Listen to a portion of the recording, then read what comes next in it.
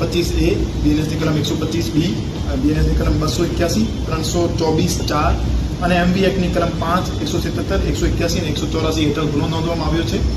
અને તપાસ દરમિયાન જે બનાવ સ્થળ છે એમાં ફોરેન્સિક ક્રાઇમ સીન મેનેજર દ્વારા પ્રિઝર્વ કરાવીને FSL ઓફિસરની હાજરીમાં ત્યાં સાક્ષ્યમાં વિડીયોગ્રાફિક પંચનામા કરવામાં આવ્યા હતા. અને સ્થળ ઉપરથી ગાડીના ટુકડાઓ અને લોહીના નમૂનાઓ અને બીજા વિવિધ પુરાવા અને સાક્ષ્યો એકત્ર કરવામાં આવેલ હતા. આના સિવાય બસનું RTO પરીક્ષણ કરાવવામાં આવેલ હતું.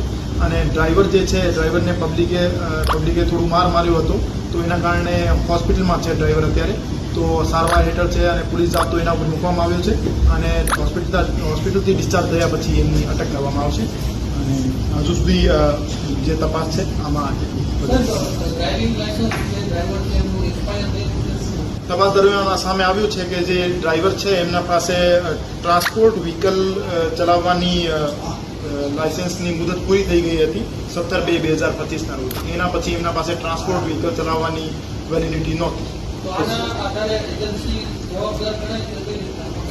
આ તપાસનો મુદ્દો છે, તપાસનો વિષય છે કે એજન્સીમાં અને RMCના વચ્ચે શું કોન્ટ્રાક્ટ થયો હતો અને એજન્સી અને ડ્રાઈવરના વચ્ચે શું કોન્ટ્રાક્ટ હતો અને કોન્ટ્રાક્ટના આધારે કોની જવાબદારી કેટલી નક્કી કરી શકાય, આ તપાસમાં આપણે જાણવામાં આવશે.